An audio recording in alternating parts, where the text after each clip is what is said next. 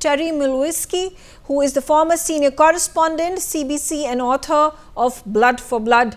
Thank you very much, Terry, for joining me on the telecast. And of course, just simply in doing the math on how many members of parliament does the Liberal Party hold, how many do the Conservatives hold, and what is the significance of the New Democratic Party and Jagmeet Singh in being able to become kingmakers come the 2025 elections?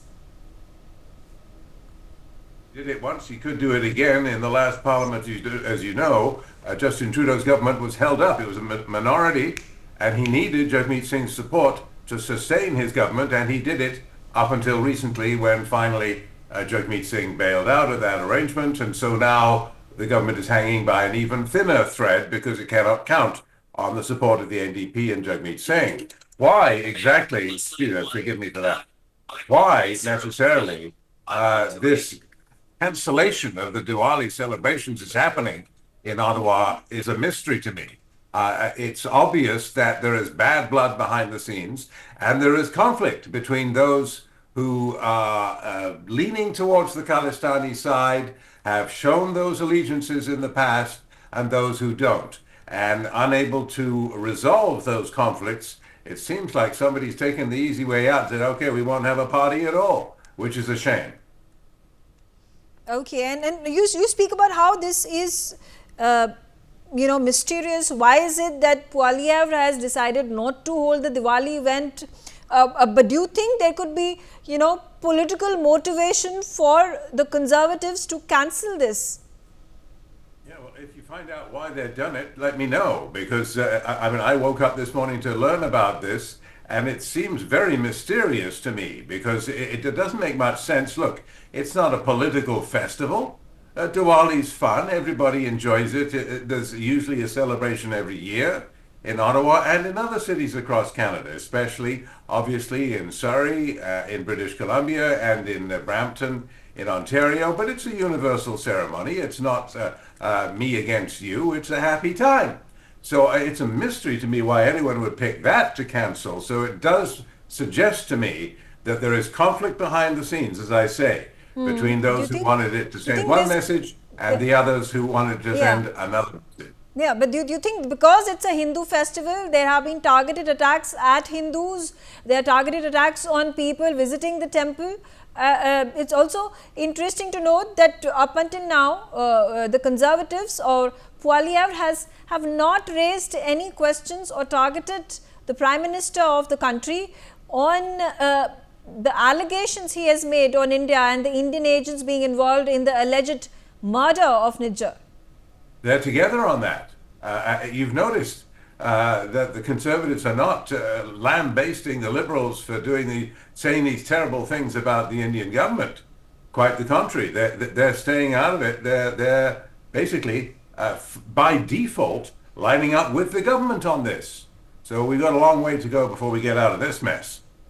Absolutely. Do you think at this point in time they are also wooing the extremists, the Khalistani vote, and particularly Jagmeet Singh, because he does have the number of seats that could allow for one party to win over the other? Well, it's traditional, as you well know, in Canada for all the political parties, not just the Liberals. They've been getting the blame most recently, and quite rightly too, for pandering to the Khalistanis. But they're not alone. And it may very well be that nobody wants to antagonize the Khalistani element, notwithstanding the fact, and it is a fact often forgotten, that they're a small minority of the Sikhs in Canada. Right, absolutely. How do you view the biggest allegation now that has come from the Deputy Foreign Minister, David Morrison, who has now claimed that he had provided sufficient proof. There was information that was leaked, intelligence information that was leaked to a US daily that then accused India and Indian agents of interfering in the domestic issues of Canada, the sovereignty of Canada, and attacking and targeting Sikh separatists, including the murder of Nijjar.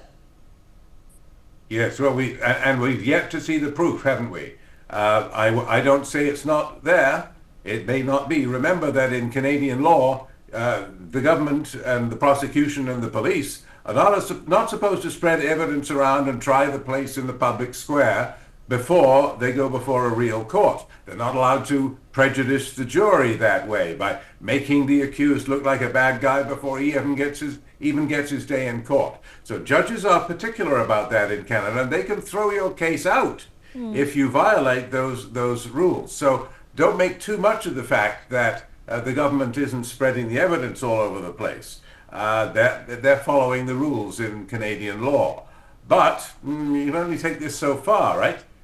The Canadians insist that they have taken good evidence, detailed and specific evidence, to the Indian side, most recently on a visit to Singapore, and that this is all going to come out in the end in criminal charges and criminal cases. And remember, there are criminal cases pending in the murder of Rapudaman Singh Malik back in 22, in the murder of Nijjar in 23, and there are alleged to be links between the 4 young men charged in the Nijjar murder and some sort of Indian officials, but we have not seen precise details. What we have seen is the American evidence, which the Indian government seems to be going along with. They're saying, well, yeah, we take that seriously. And the person involved, the government official, the intelligence officer alleged to be involved in plotting the Nijjar murder, he's been named and shamed and fired. So it doesn't sound like the Indians are really disputing it, does it? Okay. Now, the Deputy Foreign Minister, which is then the spokesperson of the Government of Canada, has taken a step further. He is not just talking about these unidentifiable Indian agents. He is not talking about the Indian High Commissioner, who at this point of time has been asked to return to India, who has been accused of being involved in the murder of Nijjar. This time around, he has taken a step further and he has spoken about making an allegation that it was the Indian Home Minister, Amit Shah, who was allegedly targeting the Sikh separatists. Do you think the Canadian government has taken this too far?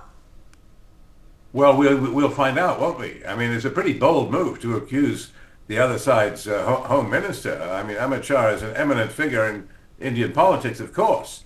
And this isn't some anonymous drone in the intelligence services. Who ever heard of Vikram Yadav until this all blew up in his face? We've heard of him now, but Amit Shah, yeah, we know him. Now, for the Canadian side to start leaking about Amit Shah being allegedly involved, this is, you're right, a serious worsening of the atmosphere, and it's I don't think it's going to help. I don't see Canada ever bringing charges against the cabinet minister in India's government. I don't see that happening. So what exactly is the point? That remains to be seen. Jury's still out on that. For more such videos, subscribe to the Newsx YouTube channel, hit the bell icon.